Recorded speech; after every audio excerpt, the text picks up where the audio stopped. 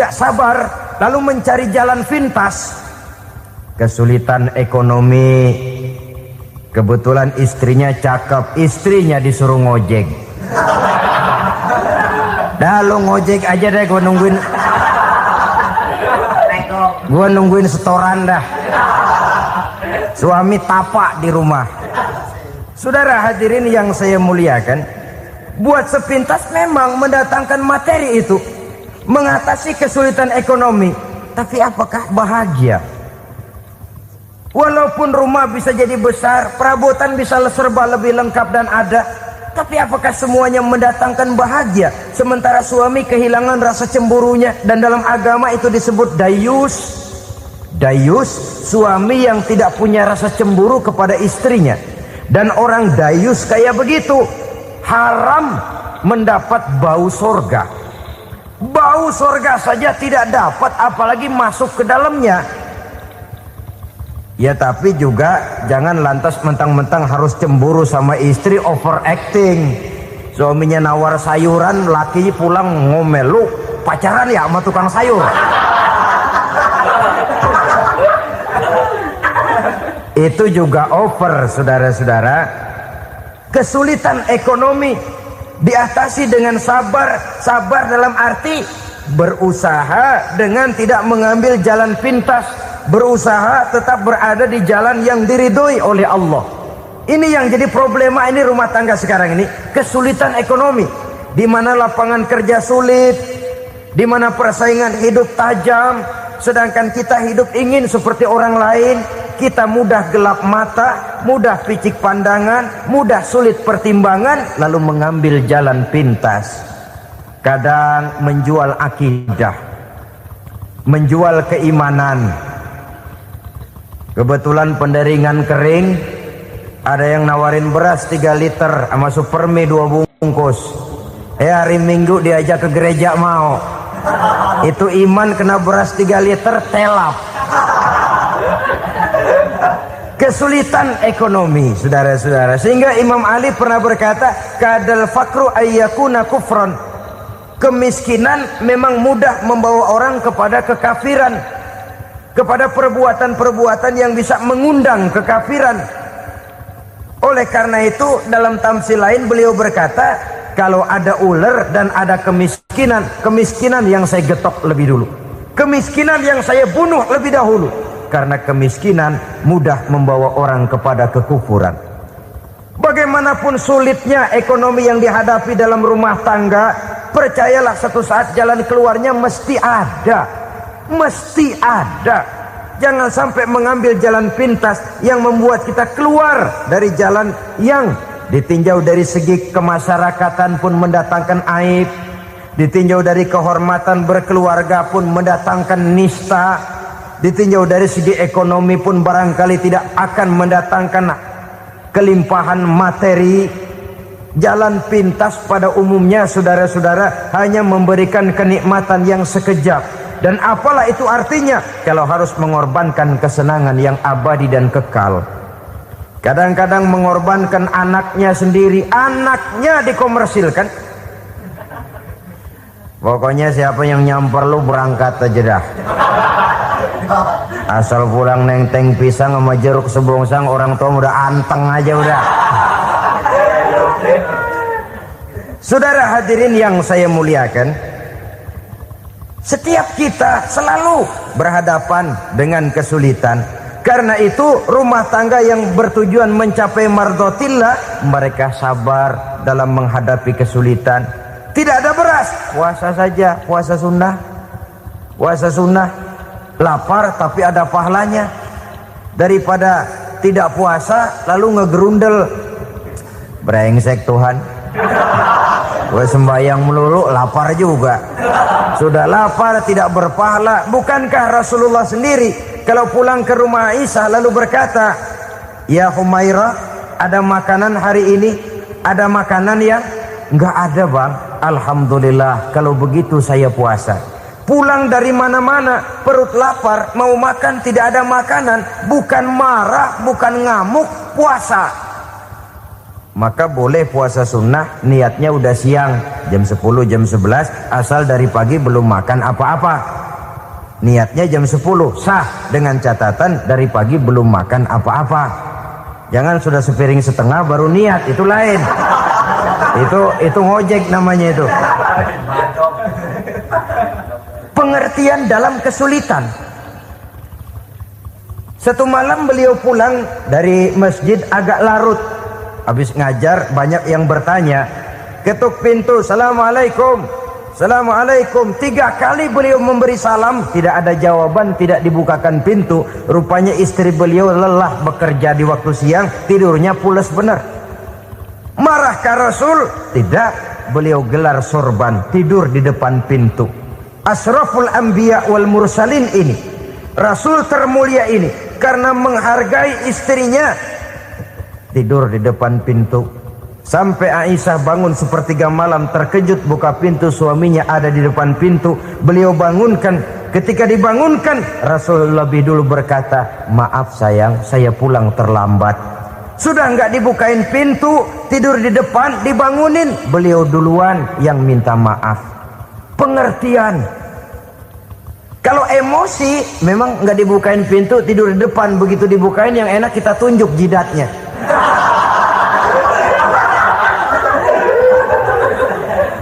Saudara hadirin yang saya muliakan, kesulitan di dalam kehidupan merupakan bagian daripada kehidupan. Bukan untuk ditakuti, tapi untuk diatasi.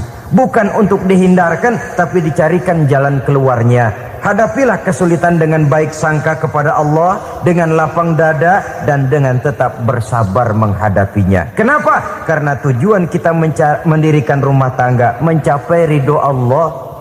Kalau anak kita perjualbelikan, kalau istri kita komersilkan, kalau akidah kita jual untuk mempertahankan rumah tangga, bukankah makin jauh saja rumah tangga itu dari ridho Allah?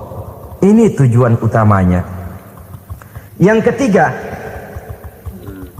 rumah tangga yang bertujuan mardotillah itu, suami istri yang merupakan fondasi di rumah tangga, suami sebagai pemimpin, istri sebagai pembina, selalu musyawarah dalam menyelesaikan persoalan.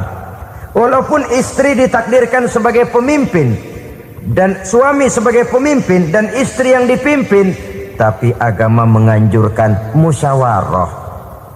Jangan mentang-mentang istri nyari duit, suami nyari duit, lalu menteleng. Segalanya mau diktator, segalanya mau sendiri. Rumah tangga yang bertujuan mencapai ridho Allah selalu didirikan atas dasar musyawarah. Sehingga apabila sesuatu itu dihasilkan dari suasana musyawarah, tidak akan melahirkan penyesalan di belakang hari. Kalau tidak, berjalan menurut seleranya masing-masing, belakangan timbul penyesalan, akhirnya main salah menyalahkan. Kalau sudah saling salah menyalahkan, itu artinya sudah saling mengungkit kekurangan masing-masing. Akibatnya tidak ada lagi saling menghargai. Jadi dengan demikian musyawarah di dalam menyelesaikan persoalan, menghadapi kesulitan ekonomi musyawarah, menghadapi kenakalan anak musyawarah, akan membeli ini dan itu sebaiknya juga musyawarah. Kalau merupakan hasil musyawarah, maka saudara-saudara hasilnya pun akan dihadapi oleh bersama. Enak rasakan bersama, tidak enak rasakan bersama. Kenapa? Tadinya musyawarahnya bersama-sama juga. Lah kalau hasil sendirian, giliran enak mungkin yang satu mau ikut, giliran tidak enak yang satu nuding, gua kata juga apa? Kan begitu akibatnya kalau tidak berdasarkan musyawarah lebih dahulu. Maka insya Allah hasil musyawarah ini setidaknya tidak akan mendatangkan sesalan di belakang hari nantinya. Saudara-saudara kaum muslimin rahimakumullah, ciri yang keempat, sepasang suami istri yang bertujuan mencapai ridho Allah dalam upaya mencapai rumah tangga bahagia itu tawakal apabila mempunyai rencana. Tawakal berserah diri kepada Allah. Bukan berserah diri dalam artian mutlak yang mengarah kepada fatalism atau predestination. Kita sering mengartikan tawakal secara salah. Belum apa-apa sudah menyerahkan diri kepada Allah. Emang semuanya terjadi menurut maunya Allah dah. Gak usah ngapa-ngapain, bagaimana Tuhan aja dah. Lapar juga gak usah makan. Kalau takdirnya kenyang, pan kenyang. Ya udah lapar terus kita. Makan dulu perkara nanti kenyang apa tidak, itu baru tawakal. Kalau sakit ke dokter, soal sembuh atau tidak, baru tawakal. Artinya usaha itu ada. Setelah suami berusaha, istri berusaha, selebihnya tawakal. Apa perlunya tawakal? Apabila berhasil tidak lupa daratan, apabila berhasil tidak lupa diri, apabila gagal tidak putus asa. Sehingga dengan demikian dari tawakal ini lahirlah pondasi yang kokoh membina rumah tangga yang bahagia dalam upaya mencapai keridhaan daripada Allah Subhanahu wa taala. Apapun yang kita laksanakan di rumah tangga, tujuan intinya tetap untuk mencapai keridhaan Allah.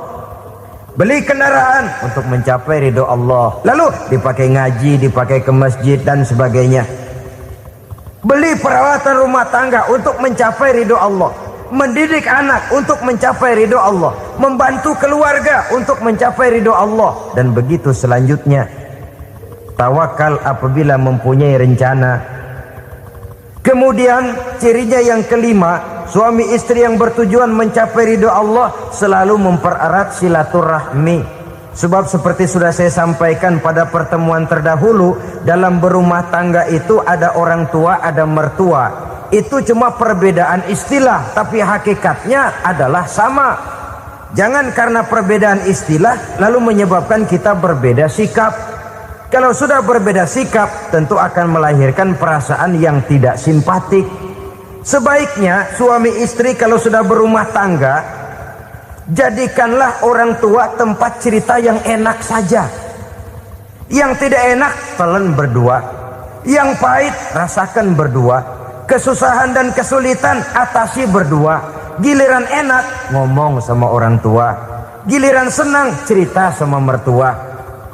Sekarang kan kita balik. Kalau lagi senang duitnya banyak, anteng di rumah, kalem aja. Tapi lalu waktu susah, Pak, waktu susah, Ma, cerita kepada orang tuanya, cerita kepada mertuanya. Lalu kapan kita mau menyenangkan orang tua? Sudahlah mereka susah mendidik kita di waktu kecil, membesarkan kita, melakukan segala macam pengorbanan. Demi setelah kita berumah tangga, kesulitan rumah tangga kita tumpahkan juga kepada mereka. Pererat silaturahmi dan usahakan agar seluruh keluarga hanya menjadi tempat kita cerita yang enak-enak saja. Istilah sehari-harinya, kalau di rumah kita makan sama sayur bayam, keluar rumah diem, malah seluitan. Tetangga tanya, lu makan kayaknya enak banget apa sih? Daging ayam.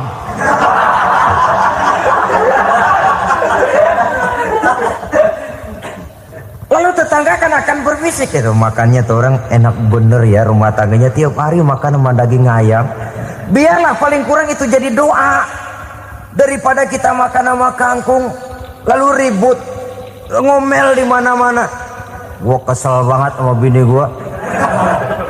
Di warung ceritanya lagi. Kenapa? Saban sari gua direbusin kangkung mulu.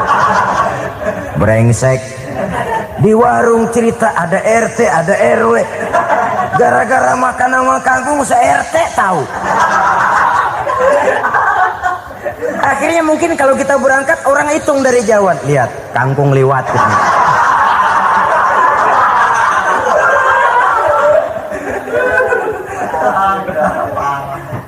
Bisa menjaga yang disebut security informasi, rahasia rumah tangga. Bahkan pernah saya berikan contoh karena ingin menghargai. Suami beliin kain batik buat istrinya. Istri tahu begitu sepintas, nih kain jelek nih. Tapi karena mau menyenangkan suaminya, dia bohong. Bagaimana Bu, kain yang Bapak beliin? Aduh bagus bener Pak. Bagus sekali itu kain. Warnanya Pak emang yang model begitu tuh. Tetangga kita mana ada yang pakai kain begitu Pak. Ya emang nggak ada jelek. Menghargai. Sebab kalau waktu itu si istri jujur, yang timbul sakit hati suami.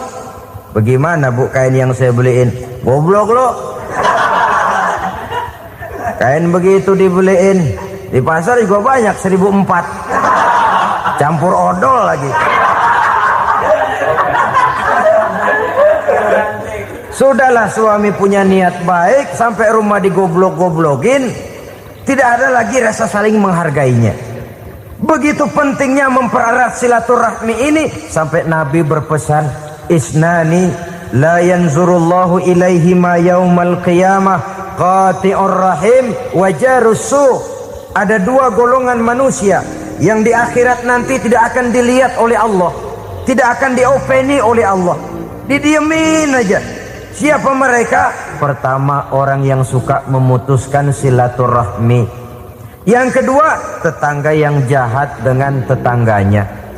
Dua golongan manusia ini, pemutus silaturahmi, kemudian juga tetangga yang jahat dengan tetangganya, ini tidak akan dipandang oleh Allah di hari akhirat nanti. Jadi pererat silaturahmi, sebab kita ini zon politikan, makhluk yang bermasyarakat, yang tidak bisa hidup sendirian. Setiap kita memerlukan orang lain.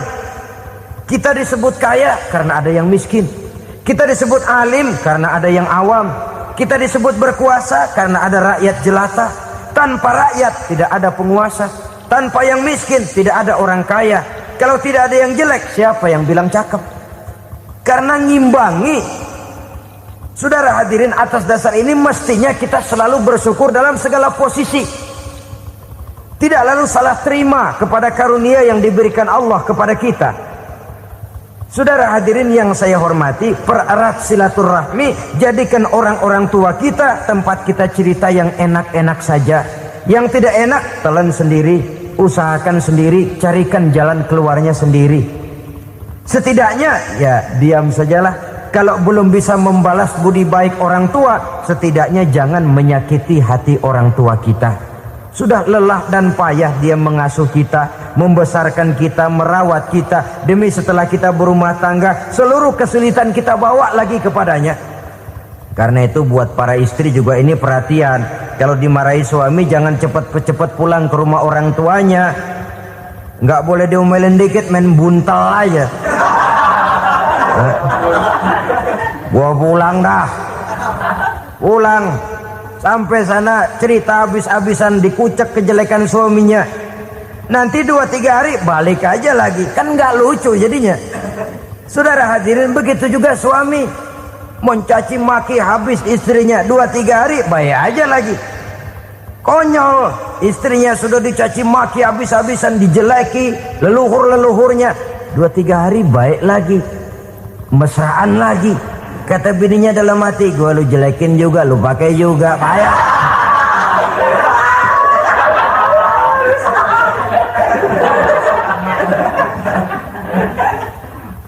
Saudara hadirin yang saya muliakan, itulah sebabnya pada awal tadi saya katakan perlunya kita mempunyai timbangan baik sebagai suami maupun sebagai istri.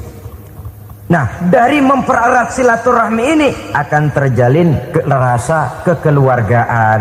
Maka tradisi arisan keluarga itu bagus sesungguhnya untuk mempererat silaturahmi. Cuma celakanya bukan silaturahmi yang jadi tujuan, arisannya itu yang jadi tujuan. Akibatnya apa? Kalau belum narik mah semangat banget datang dah. Begitu udah narik aja udahan. Itu celakanya. Akhirnya silaturahminya jadi nomor 2, arisan semata-mata yang menjadi tujuan.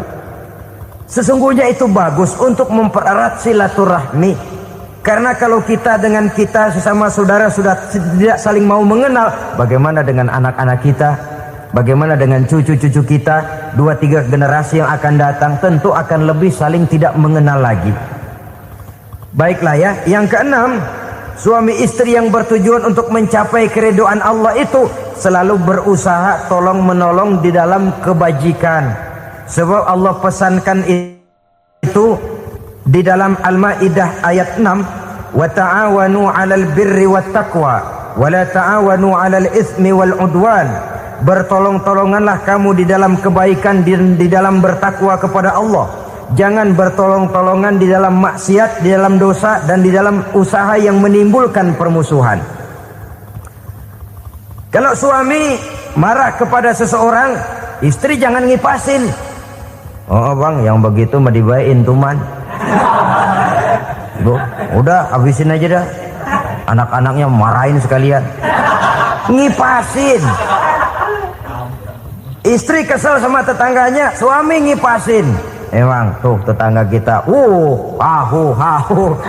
Habis orang dikipasin. Ta'awanu 'alal birri wat taqwa, bertolong-tolonganlah di dalam kebaikan. Istri malas ngaji, suami mendorong, memberikan sugesti. Suami malas berusaha, istri memberikan sugesti. Saling tolong menolong di dalam kebaikan dan takwa, dan jangan tolong menolong dalam dosa dan permusuhan. Kata suami, bu, daripada kita melarat terus hidup, kita piara tuyul yuk. Kata istrinya, nah ini sudah menyimpang bang.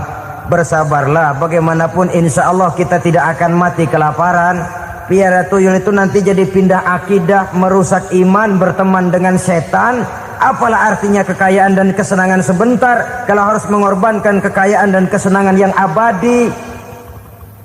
Ini sudah alal ismi wal udwan, sesuatu yang mengandung dosa. Saudara hadirin yang saya hormati, kemudian yang keenam, berbaik sangka. Baik suami maupun istri sama-sama saling berbaik sangka. Suami melepas istri, istri melepas suami dengan hati yang ikhlas. Suami meninggalkan istri di rumah dengan jiwa yang bersih dan rasa yang aman. Ada rasa baik sangka, dan ini modal dasar. Kalau sudah dilandasi oleh buruk sangka, tentu yang lahir nanti adalah perasaan-perasaan yang tidak baik. Akibatnya sangat tidak menguntungkan. Inilah beberapa ciri dari rumah tangga yang didirikan atas dasar mardhatillah, mencapai keridhaan dari Allah. Nanti akan menyusul tujuan berikutnya, diantaranya mendapat keturunan, diantaranya lagi mendatangkan gairah untuk lebih berusaha mencari rezeki karena sudah merasa punya tanggung jawab berupa anak dan istri, mempererat silaturahmi. Itu cuma tujuan-tujuan sekundernya saja. Tujuan primernya kita melakukan suatu nikah untuk mencapai keridhaan dari Allah Subhanahu wa taala. Silakan punya istri cantik, kaya, tapi tujuan utamanya kita membina rumah tangga untuk mencapai ridho dari Allah. Karena itu dasarnya mawaddatan warahmah. Jangan cuma cinta, tapi juga kasih sayang. Cinta, kecenderungan kepada jasmani akan berakhir, tapi kasih sayang, kecenderungan kepada rohani, makin tua malah makin erat, makin tua malah makin mesra. Sehingga kadang kita menampak kakek-kakek dan nenek-nenek lagunya kayak pengantin baru. Apa cinta-cintaan? Tidak. Bagaimana kakek-kakek sama nenek-nenek harus bilang I love you? Yang masih ada itu waktu itu mawaddah, kasih dan sayang. Itu yang akan kekal, itu yang akan abadi. Tanpa materi orang sulit untuk bahagia, tapi materi semata bukan jaminan orang untuk bahagia. Nah, ciri yang terakhir dari rumah tangga yang bertujuan mencapai ridho Allah, sinar agama kelihatan di dalamnya. Baik suami maupun istri sama-sama orang yang taat melaksanakan ajaran agama. Saudara, mudah-mudahan walaupun singkat dapat menjadi sumbangan moral dalam kita mewujudkan rumah tangga yang bahagia menurut contoh yang diberikan oleh Rasulullah sallallahu alaihi wasallam. Terima kasih atas perhatian saudara. Mohon maaf atas segala kekurangan. Usikum wa nafsi bitaqwallah. Wassalamualaikum warahmatullahi wabarakatuh.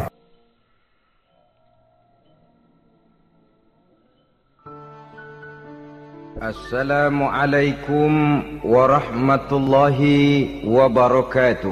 Ala alihi wa sahbihi ajma'in, amma ba'du.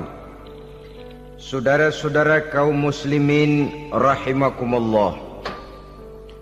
Salah satu dari misi Islam ialah mengangkat harkat dan martabat manusia yang sebelumnya dibedakan oleh warna kulit, oleh suku bangsa dan bahasa, seluruhnya diikat dengan satu akidah, menghilangkan perbedaan akibat warna kulit, suku bangsa dan bahasa.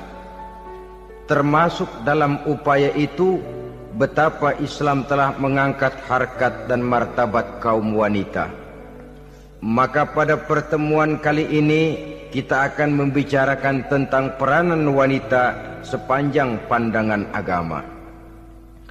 Sebelum Islam datang, nasib perempuan nyaris hanya berputar di segitiga saja. Dapur, sumur, kasur. Kasur, sumur, dapur. Seolah-olah wanita terpaut dengan 3 itu tadi. Seolah-olah wanita tidak bisa berbuat lebih banyak daripada itu.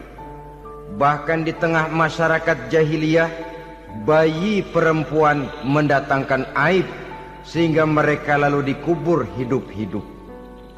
Maka datang Islam dengan tegas mencanangkan satu revolusi yang mengangkat harkat dan martabat kaum wanita. Nabi bersabda, "An-nisa'u imadul bilad. Iza saluhat saluhal bilad, wa iza fasadat fasadal bilad." Wanita adalah tiang negara.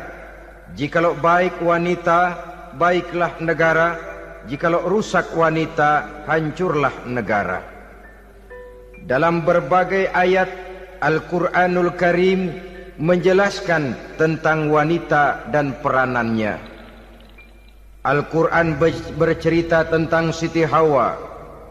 Al-Quran bercerita tentang anak perempuan Nabi Adam, Iklimah dan Labuda, yang menyebabkan Habil dan Qabil saling berbunuh-bunuhan.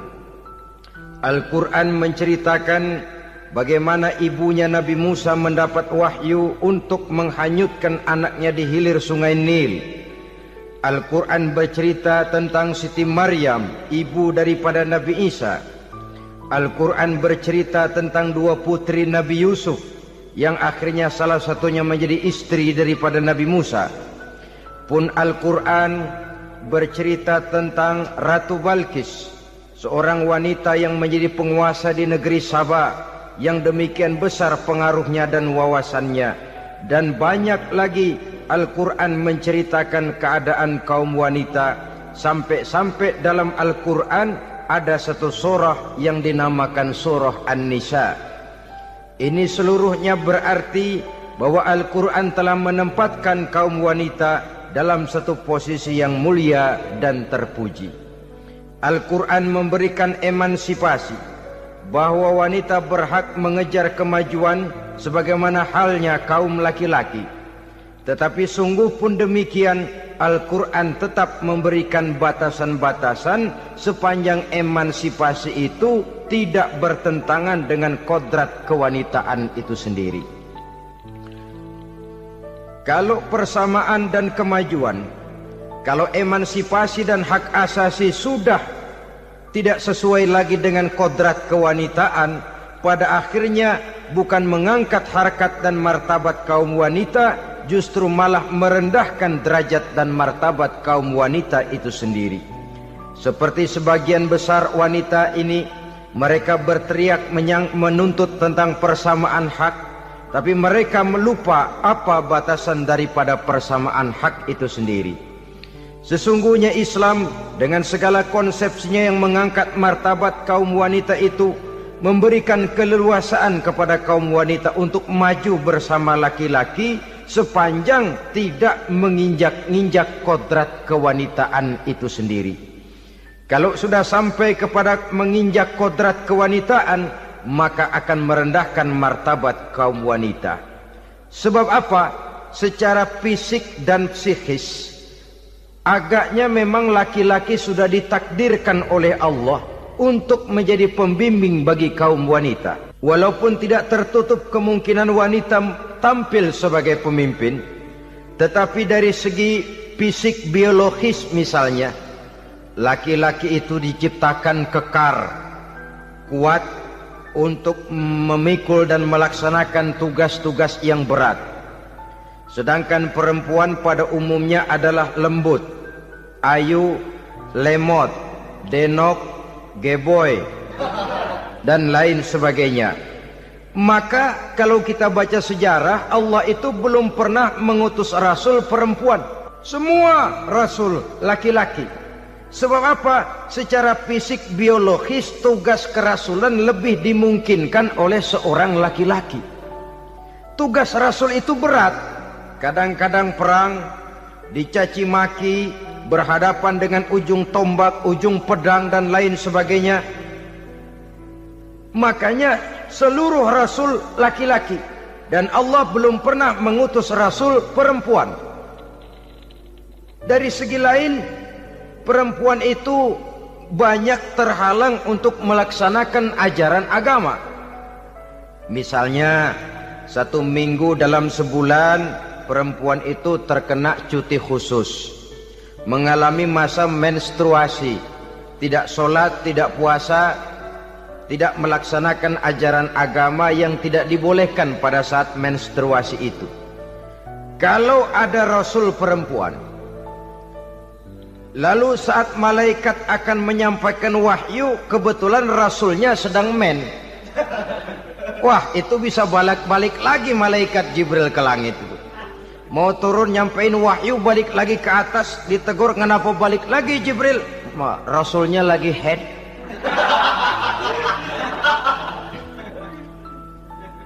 Atau pada saat agama dalam bahaya, agama dalam hinaan, agama dalam ancaman, rasulnya perempuan kebetulan sedang hamil besar. Apa lalu perang ditunda? Pengumuman perang ditunda saja sampai rasul melahirkan. Tentu lebih tidak mungkin lagi. Secara fisik biologis laki-laki lebih memungkinkan untuk melaksanakan tugas kerasulan ini. Maka seluruh rasul yang diutus Allah adalah laki-laki.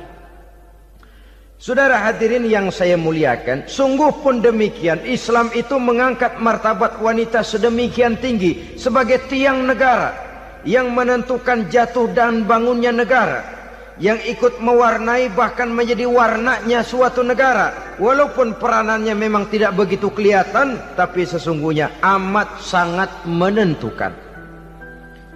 Oleh karenanya, secara umum emansipasi yang digariskan oleh Islam, emansipasi yang tidak bertentangan dengan kodrat kewanitaan di berbagai aspek kehidupan. Kalau sekarang emansipasi ini kelihatannya sudah salah pasang, salah kaprah. Bahkan belum lama kita menyaksikan bagaimana ada binaragawati. Di zaman sekarang perempuan sudah mulai angkat besi. Saya mulai mikir kalau perempuan sudah pada angkat besi, ini sudah tanda suaminya udah dekat dibanting-bantingin ini. Tahun-tahun mendatang mungkin akan menyusul perempuan mulai narik becak.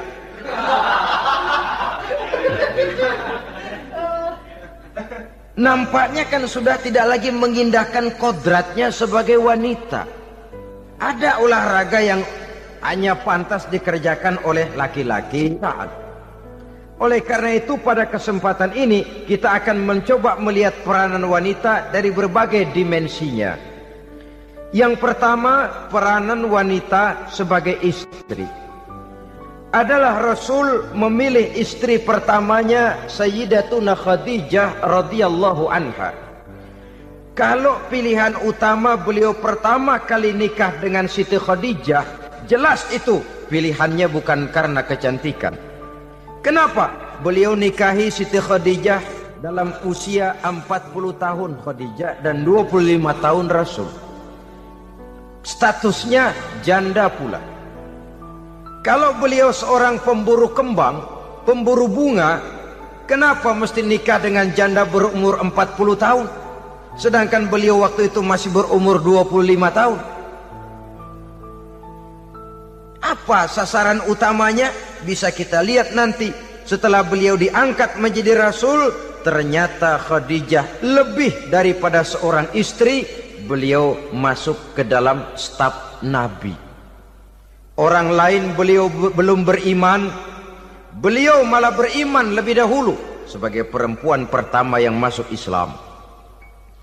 Orang lain memusuhi Nabi, beliau malah mengorbankan hartanya untuk membantu perjuangan Nabi. Istri setia semacam ini, dengan peranannya sebagai istri yang sedemikian rupa, memberikan andil yang sangat besar bagi kesuksesan dan keberhasilan seorang suami. Sebaliknya, seorang istri bisa mempengaruhi suaminya. Seorang suami yang jujur, polos, lugu, sederhana, bisa jadi koruptor ulung kalau didorong-dorong oleh istrinya. Seorang istri Pak Lurah memang tidak ikut mengatur kelurahan, tapi dia bisa mewarnai suaminya. Seorang istri gubernur memang tidak ikut mengatur provinsi, tapi dia bisa mewarnai suaminya. Sepanjang warnanya positif, tentu sangat baik dan sangat diharapkan. Tetapi kalau warnanya negatif, kiamatlah akibatnya umat ini. Oleh sebab itu, peran pertama dari kaum wanita sesungguhnya adalah sebagai istri yang mendampingi suami untuk mengolah dan melaksanakan tugas-tugas besar. Dari seorang yang paling kecil sampai kepada seorang yang punya jabatan paling tinggi sekalipun, pengaruh dan peranan istri memang sangat menentukan. Saudara hadirin kaum muslimin rahimakumullah. Itulah sebabnya Nabi menikah dengan Siti Khadijah, dan lebih dari itu, sebelum menikah dengan Nabi, Siti Khadijah itu sudah terkenal sebagai pengusaha wanita, business girl kalau bahasa sekarang ini. Bahkan jaringan bisnisnya tidak hanya Mekah saja, tidak hanya antar kota, bahkan sudah antar negara, dari Mekah ke Syam, dari Mekah ke Madinah dan lain sebagainya, yang bahkan kita tahu Rasul pada mulanya pun ikut membantu perdagangannya Siti Khadijah radhiyallahu anha ini. Jadi kalau bercermin dari karier Siti Khadijah, boleh saja wanita bergerak di bidang bisnis, asal memang profesi, bukan karena dengan senjata dan modal kecantikan lalu membujuk dan merayu orang sampai telap sehingga bisnisnya berjalan lancar dengan jalan menjual kecantikannya. Tidak, bergerak di bidang bisnis yang memang profesinya di situ. Tidak ada salahnya. Bisa saja perempuan menjadi business girl seperti yang dicontohkan oleh Siti Khadijah radhiyallahu anha ini. Sebab itu, kontes-kontesan yang hanya bertitik kepada rupa yang ayu saja, rupa yang cantik saja, sesungguhnya bukan hanya tidak bermanfaat, tapi saya pikir juga sangat tidak mendidik. Yang mengajar anak-anak remaja putri kita untuk berlomba-lomba hidup dalam kepalsuan. Alis mata palsu, hidung pesek dimancungin palsu, operasi plastik. Alis matanya dikerik, bikin yang palsu. Tai lalat lagi bikin yang palsu. Gincu bibir dimerahin, palsu. Seluruhnya hidup dalam kepalsuan. Akan lebih baik kalau kita ini misalnya mengadakan kontes yang menitik beratkan kepada ketinggian IQ, kecerdasan, kemampuan, skill, keahlian dan kemampuan. Tidak hanya dititik beratkan kepada rupa yang ayu dan cantik semata-mata. Sebab di samping manfaatnya diragukan, juga sangat tidak mendidik buat generasi yang akan datang. Terutama ibu-ibu, peran utama wanita sesungguhnya adalah sebagai istri mendampingi suami dalam melaksanakan tugas-tugas besar. Satu hari, serombongan ibu-ibu pernah datang menghadap Rasul mengajukan satu resolusi, protes kalau bahasa kita sekarang. Ya Rasul, ada apa bu? Kalau laki-laki sih enak. Enak bagaimana? Iya, kalau orang laki-laki sholat, perempuan sholat. Laki-laki puasa, perempuan puasa. Laki-laki pergi haji, perempuan pergi haji. Laki-laki menuntut ilmu, perempuan bisa menuntut ilmu. Tapi kalau laki-laki pergi jihad, perang membela agama, kami perempuan tidak bisa ikut jihad perang di medan pertempuran. Padahal pahala jihad sangat besar dan kami ingin mendapat pahala jihad. Tidak adil kalau begini ya Rasul, izinkan kami pergi jihad. Ini perempuan di zaman Rasul, kalau ada kebaikan tidak bisa ikut, rasanya rugi bukan main, lalu protes.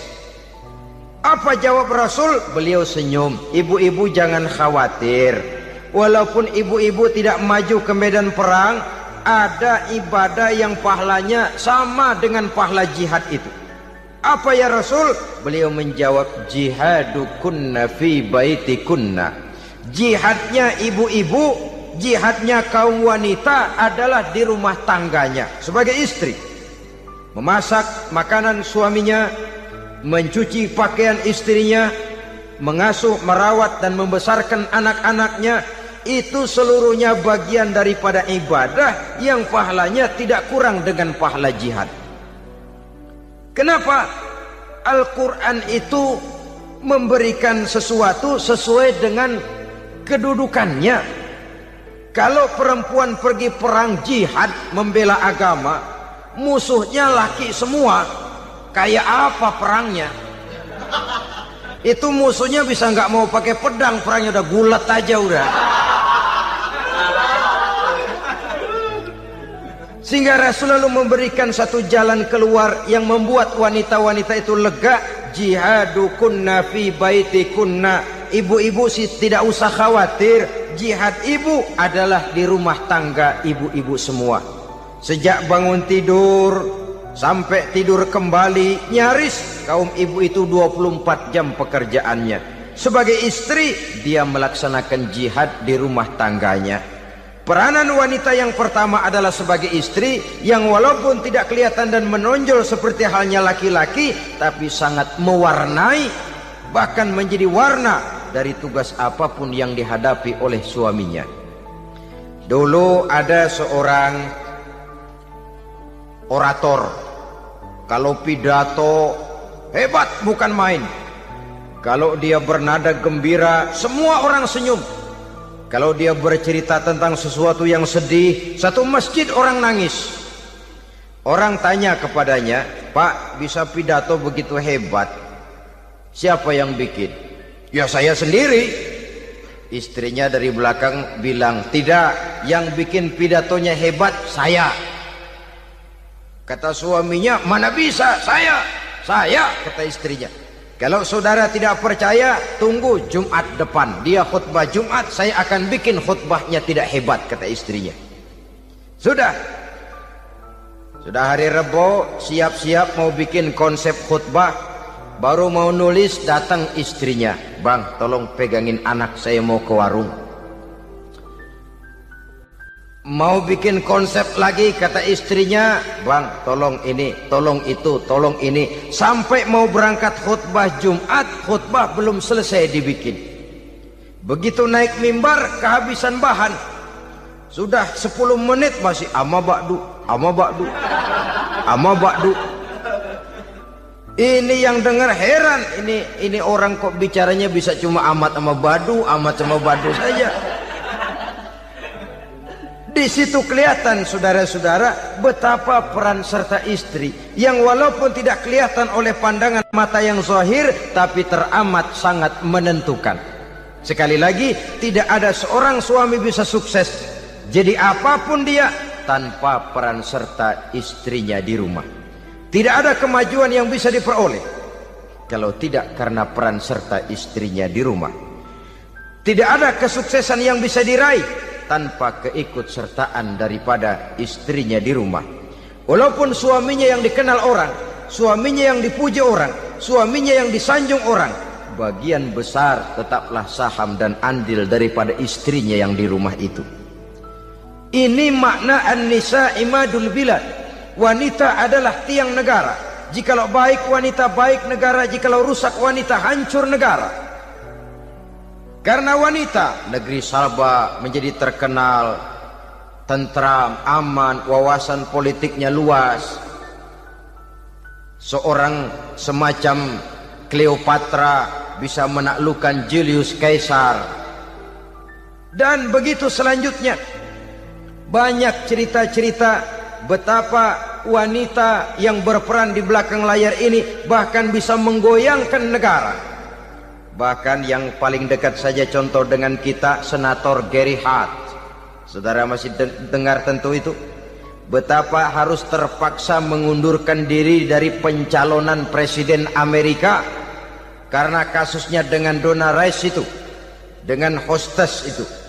Betapa di sini seorang perempuan atau seorang wanita sanggup membongkar seseorang yang punya masa depan ceria untuk menuju kursi kepresidenan dari suatu negara adidaya seperti Amerika, bisa gagal berantakan karena skandalnya itu. Apa penyebabnya? Wanita. Tapi wanita juga bisa menyebabkan menjadi cambuk majunya laki-laki. Wanita juga bisa menghancurkan dan mengubur laki-laki.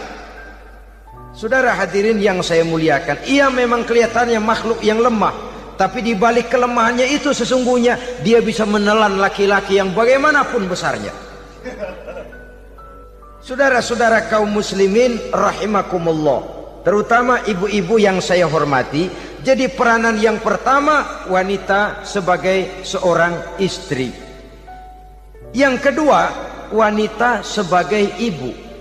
Ini juga sangat besar pengaruhnya dalam membentuk generasi masa yang akan datang. Bapak, oleh karena kesibukan tugasnya, tentu lebih banyak di luar rumah.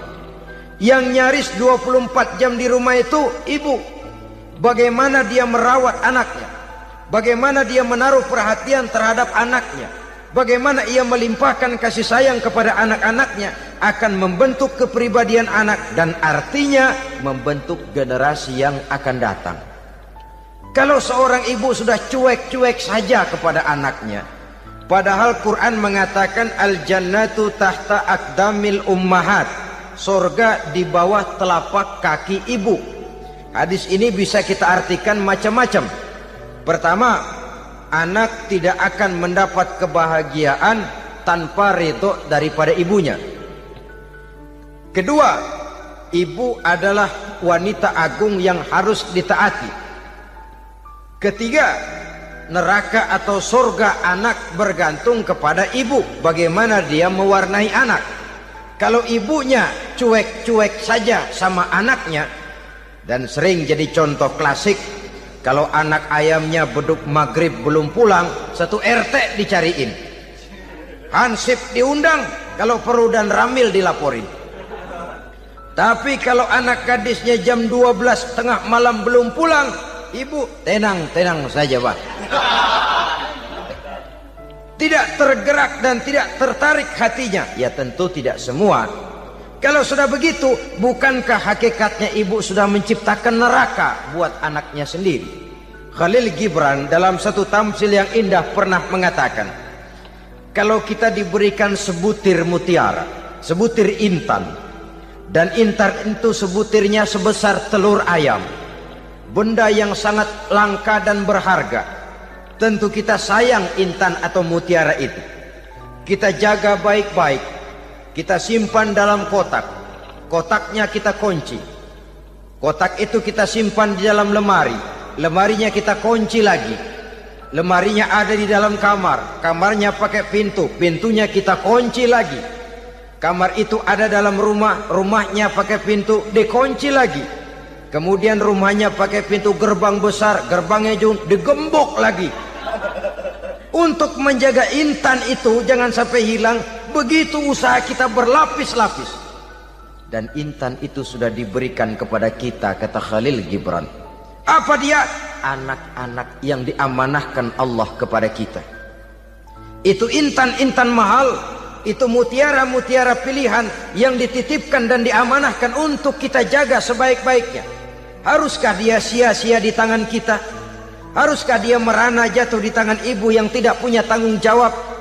Saudara hadirin yang saya muliakan, oleh karenanya peranan sebagai ibu ini sangat menentukan bagi pembentukan generasi yang akan datang. Salah ibu mengarahkan anak, akan lahir generasi mendatang yang tidak kita harapkan. Sehingga Nabi bersabda, kullu mauludin yuladu 'alal fitrah fa abawayhi yuhawwidanihi aw yunassiranihi aw yumajjisanihi. Setiap bayi dilahirkan dalam keadaan suci.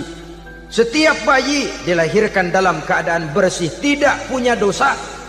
Islam tidak mengenal dosa warisan. Semua saja bayi lahir dalam keadaan suci dan bersih. Kalau demikian lalu bagaimana? Kata Nabi, ibu bapaknya lah yang kelak akan menjadikan anak itu sebagai Yahudi, yang kelak menjadikan itu anak itu sebagai Nasrani, atau menjadikan anak itu sebagai Majusi. Ibu bapaknya yang mewarnai anak. Ibaratnya anak itu kertas putih, mau ditulis tinta hijau warnanya hijau, mau ditulis tinta merah warnanya merah, mau ditulis tinta hitam pun warnanya hitam. Oleh karena itu pembentukan anak yang soleh secara mental sesungguhnya sudah diwarnai oleh kebiasaan ibu bapak dalam pergaulan di rumah tangganya secara mental. Sehingga dengan demikian saudara-saudara, salah kaprah ibu dalam mengarahkan anak-anaknya akan melahirkan generasi penerus yang sungguh-sungguh tidak kita harapkan, dan pada gilirannya akan membahayakan perkembangan bangsa dan negara, membahayakan kita sebagai suatu umat. Apalagi sekarang ini masih banyak orang-orang muslim, orang-orang tua muslim yang kadang-kadang menyekolahkan anaknya di sekolah yang membahayakan akidahnya, mematikan imannya, menghancurkan tauhidnya. Pokoknya asal bonafid keluar sekolah ada jaminan lapangan kerja, perkara anak mau kafir mau murtad bukan urusan. Alangkah ironi dan sangat menyedihkan. Saudara-saudara yang saya hormati, jadi dari segi kaum wanita peranan ibu sangat besar. Dari segi anak, ketaatan kepada ibu, doa restu ibu akan membawa kepada kebahagiaan hidup. Doa ibu mustajabah, kutukan ibu manjur.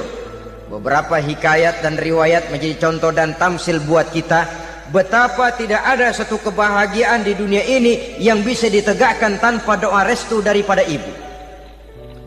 Pantas kalau dalam Al-Quran ada ummul kitab, ibunya atau induknya kitab. Tiap negara punya ibu kota, bapak kota tidak ada. Lalu lagi wawasan Nusantara disebut ibu pertiwi, bapak pertiwi kemana tahu.